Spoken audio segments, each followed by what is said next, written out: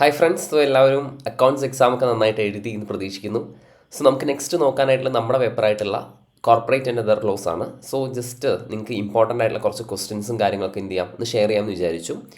അത് ഈ ഒരു ക്വസ്റ്റ്യൻസ് എന്ന് പറയുന്നത് എന്താണെന്ന് വെച്ചാൽ നിങ്ങൾ ഉറപ്പായിട്ടും സ്കിപ്പ് ചെയ്യാതെ നോക്കേണ്ട ക്വസ്റ്റ്യൻസ് ആണ്. മനസ്സിലാവുന്നുണ്ടോ?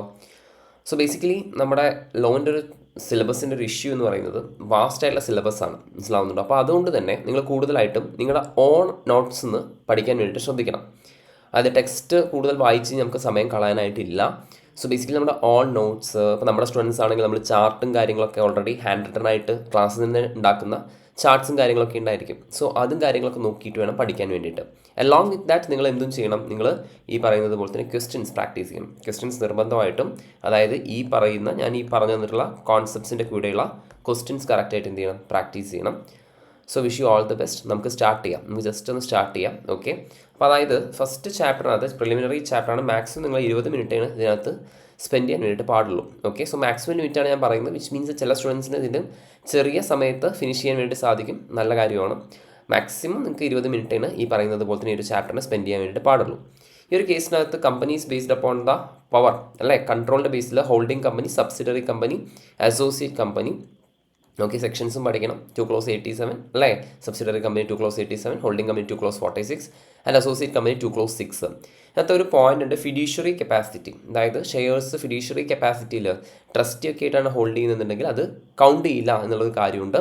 അപ്പോൾ അതിനെ ബേസ് ചെയ്തുള്ള പ്രാക്ടിക്കൽ ക്വസ്റ്റ്യൻ ഇത്തവണ ചോദിക്കാനായിട്ടുള്ള സാധ്യത വളരെയധികം കൂടുതലാണ്.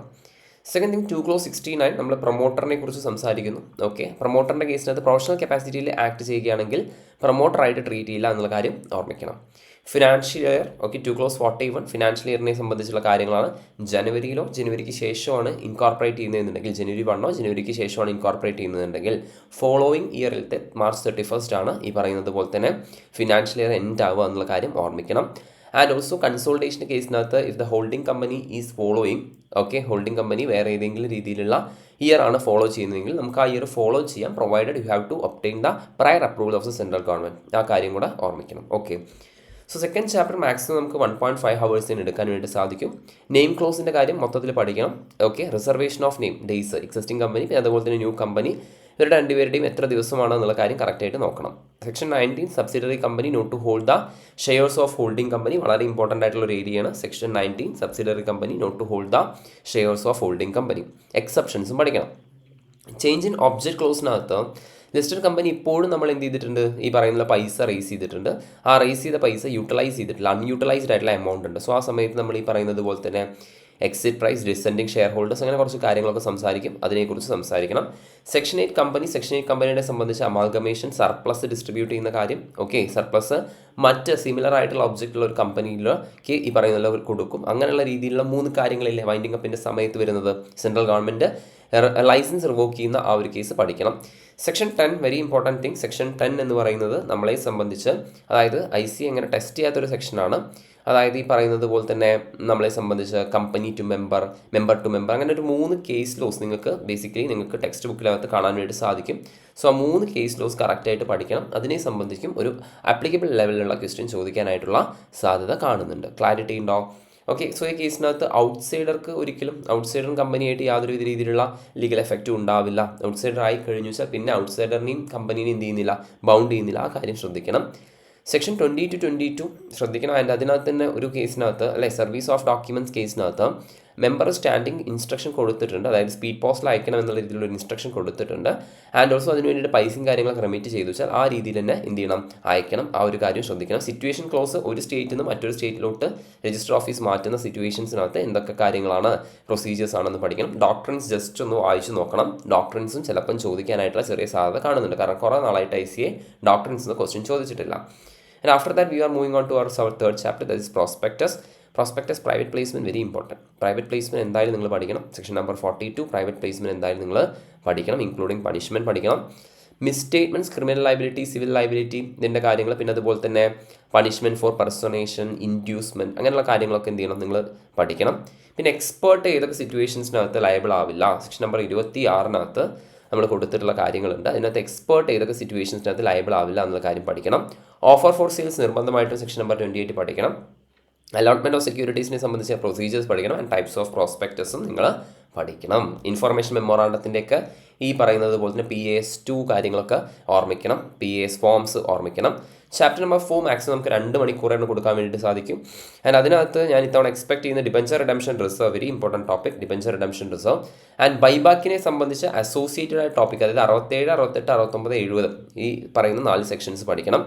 ഡിബഞ്ചർ ട്രസ്റ്റി ഒന്ന് ചുമ്മാ ഒന്ന് വായിച്ചു പോയാൽ മതി, മൊത്തത്തിൽ വായിക്കേണ്ട ആവശ്യമില്ല. ഡിബഞ്ചർ ട്രസ്റ്റി പക്ഷേ എന്നിരുന്നാലും ജസ്റ്റ് ഒന്ന് എന്ത് ചെയ്യണം, ഒരു ഐഡിയ ഉണ്ടായിരിക്കണം. ബോണസ് പഠിക്കണം. ഇക്വിറ്റി ഷെയർസ് വിത്ത് ഡിഫറൻഷ്യൽ വോട്ടിംഗ് റൈറ്റ്സ് പഠിക്കണം.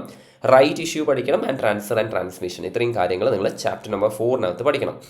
ചാപ്റ്റർ നമ്പർ 5 വരുന്ന സമയത്ത് 30 മിനിറ്റ്സിൻ്റെ ഒരു കാര്യമാണ്. ഏതൊക്കെ കാര്യങ്ങളാണ് ഡെപ്പോസിറ്റ് ആയിട്ട് ട്രീറ്റ് ചെയ്യാത്തത്, ആൻഡ് അതിൽ സ്പെസിഫിക്കലി ഈ പറയുന്നത് പോലെ ഡേ ലിമിറ്റ്സ് വരുന്ന, ഫോർ എക്സാമ്പിൾ അപ്ലിക്കേഷൻ മണിയുടെ കേസിനകത്ത് ഡേ ലിമിറ്റ്സ് വരുന്ന കേസ് കറക്റ്റായിട്ട് എന്ത് ചെയ്യണം, പഠിക്കണം. And also section 73 conditions for acceptance of ഡെപ്പോസിറ്റ്സും പഠിക്കണം. Coming on to chapter number 6, that is charges. Duty to register charge section 77 കേസിനകത്ത് ഡ്യൂട്ടി ടു രജിസ്റ്റർ ചാർജിൻ്റെ ഡേ ലിമിറ്റ്സ് കാര്യങ്ങളൊക്കെ പഠിക്കണം. ഫോം നെയിംസ് പഠിക്കണം. Section number 82 satisfaction of charge, company to report satisfaction of charge പഠിക്കണം. Rectification by central government, that is 87, അതും പഠിക്കണം. Clarity ഉണ്ടോ? And coming on to 7th chapter, that is management and administration. Very important thing is proxy. Okay, ഇത്തവണ proxy ചോദിക്കാനായിട്ടുള്ള വലിയ സാധ്യത കാണുന്നുണ്ട്. Section number 105 proxy ചോദിക്കാനായിട്ടുള്ള സാധ്യത കാണുന്നുണ്ട്. And also section number 92 annual return. And section 115 that is special notice. And section 118 that is minutes. Okay, ഇത്രയും sections വളരെയധികം important ആണ്. ബാക്കി സെക്ഷൻ നമ്പർ 100 EGM പഠിക്കണം. ഓക്കെ, 96 AGM പഠിക്കണം. പിന്നെ അതുപോലെ തന്നെ 88 രജിസ്റ്റർ ഓഫ് മെമ്പേഴ്സ് പഠിക്കണം. സെക്ഷൻ 101 നോട്ടീസ് പഠിക്കണം. ആൻഡ് ഓൾസോ സെക്ഷൻ 102 എക്സ്പ്ലനേറ്ററി സ്റ്റേറ്റ്മെൻറ്റും ഈ പറയുന്നത് പോലെ തന്നെ പഠിക്കണം. ക്ലാരിറ്റി ഉണ്ടോ? Okay, so coming on to our chapter number 8, very important thing, that is practical question rule 3, interim dividend, അതായത് inadequacy of profits അല്ല, inadequacy of profitsൻ്റെ കേസിനകത്ത് ഡിവിഡൻഡ് ഡിസ്ട്രിബ്യൂട്ട് ചെയ്യുന്ന ആ ഒരു കേസ് പഠിക്കണം. അബയൻസ് സെക്ഷൻ 126 പഠിക്കണം. ആൻഡ് 127 ജസ്റ്റ് ഒന്ന് വായിച്ച് നോക്കണം. Okay, coming on towards chapter number 9, that is accounts of company, section number 134 signing of board report. പിന്നെ അതേപോലെ തന്നെ directors responsibility statement, financial statement signing, അത് പഠിക്കണം. സെക്ഷൻ 128 ബുക്സ് ഓഫ് അക്കൗണ്ട്സ് പഠിക്കണം. Section 135 CSR, corporate social responsibility, ACയുടെ favourite ആയിട്ടുള്ള question ആണ്, അത് പഠിക്കണം. സെക്ഷൻ നമ്പർ 136 ദാറ്റ് ഇസ് സർക്കുലേഷനെ കുറിച്ചും പഠിക്കണം. ഓഡിറ്റ് ആൻഡ് ഓഡിറ്റേഴ്സിൻ്റെ കേസിനാണ് section number 141 subsection 3 talks about disqualifications of independent auditor, very very important. Apart from that section 141 പഠിക്കണം. സെക്ഷൻ 143 കീ പോയിന്റ്സ്, അതായത് 143 സബ്സെക്ഷൻ 12. പിന്നെ അതേപോലെ തന്നെ ഹെഡ് പോയിന്റ്സിൽ പവർ ഡ്യൂട്ടീസിലൊക്കെ ആ ഹെഡ് പോയിന്റ്സ് കറക്റ്റായിട്ട് പഠിക്കണം. സെക്ഷൻ 140 റിമൂവൽ കറക്റ്റായിട്ട് പഠിക്കണം. പ്രൊസീജിയർ കറക്റ്റായിട്ട് നോക്കണം. സെക്ഷൻ 139 അപ്പോയിൻമെൻറ്റിനെ കുറിച്ച് സംസാരിക്കണം. And also you have to study the punishments also. Clarity ഉണ്ടോ? And also you have to study about the ഫോംസിനെ കുറിച്ച് ADT1, ADT2, ADT3, ADT4 ഈ ഫോംസിനെ കുറിച്ച് കറക്റ്റായിട്ട് പഠിക്കണം. Companies incorporated outside India, I'm not giving a specific priority, എങ്കിലും 379 that അപ്ലിക്കബിലിറ്റിനെ കുറിച്ച് സംസാരിക്കണം. 387 പ്രോസ്പെക്ടസ്, ഡേറ്റിംഗ് ഓഫ് പ്രോസ്പെക്ടസിനെ കുറിച്ചും കാര്യങ്ങളൊക്കെ സംസാരിക്കണം. 388 കുറിച്ച് സംസാരിക്കണം. ഏതൊക്കെ കമ്പനീസ് ആക്ട് സെക്ഷൻസ് ആണ് ഫോറിൻ കമ്പനിക്ക് അപ്ലിക്കബിൾ ആവുന്നതിനെ കുറിച്ച് സംസാരിക്കണം. 2 Clause 42 ഫോറിൻ കമ്പനിയെ കുറിച്ചും സംസാരിക്കണം. ഓക്കെ, ഫെമ കംപ്ലീറ്റ് ചാപ്റ്റർ പഠിക്കണം. കാരണം എന്താ വെച്ചാൽ person resident in India, outside India, പിന്നെ അതുപോലെ തന്നെ current account transaction, capital account transaction, നമുക്ക് അങ്ങനെ സ്കിപ്പ് ചെയ്യാൻ വേണ്ടിയിട്ട് പറ്റില്ല. സോ ബേസിക്കലി ആ ഒരു രീതിയിൽ പഠിക്കണം. ജനറൽ ക്ലോസസ് ആക്ട് ഞാൻ അങ്ങനെ ഒരു സ്പെസിഫിക് ആയിട്ട് ഒരു കാര്യം പറയുന്നില്ല, എങ്കിലും സെക്ഷൻ 2 തൊട്ടിട്ട് ഏകദേശം സെക്ഷൻ 13 വരെയുള്ള കാര്യങ്ങൾ ജസ്റ്റ് ഒരു ഐഡിയയും കാര്യങ്ങളൊക്കെ ഉണ്ടായിരിക്കണം. ആൻഡ് ഈ പറയുന്നത് ഇമ്പോർട്ടൻ്റ് ആയിട്ട് പറയാനുള്ള ഒരു കാര്യം, കൂടുതൽ സ്റ്റുഡൻസും ജനറൽ ക്ലോസ് ഇൻ്റർപ്രിട്ടേഷൻ കാര്യങ്ങളൊക്കെ സ്കിപ്പ് ചെയ്യാനായിട്ട് ടെൻഡൻസി കാണിക്കും. എന്ത് ഡൗട്ട് ഉണ്ടെങ്കിൽ നിങ്ങൾക്ക് താഴെ കാണുന്ന നമ്പറിൽ എന്നെ കോൺടാക്ട് ചെയ്യാം. ഞാൻ നാളെ അവൈലബിൾ ആയിരിക്കും. എനിക്ക് ഈ പറയുന്നത് പോലെ തന്നെ വാട്സാപ്പിലൂടെ പറ്റുന്ന രീതിയിലുള്ള അത്രയും രീതിയിലുള്ള ഡൗട്ട് ക്ലാരിഫിക്കേഷൻ നടത്തും. ഓക്കെ, വിച്ച് മീൻസ് നിങ്ങളെ സംബന്ധിച്ച് ഡൗട്ട്സ് ഞാൻ എന്ത് ചെയ്യും, ക്ലിയർ ചെയ്ത് തരാം. ഓക്കെ, കോൺസെപ്റ്റ് പുതുതായിട്ട് ഡിസ്കസ് ചെയ്യാൻ നമുക്ക് സമയമില്ല. സോ ബേസിക്കലി അത് ശ്രദ്ധിക്കാം.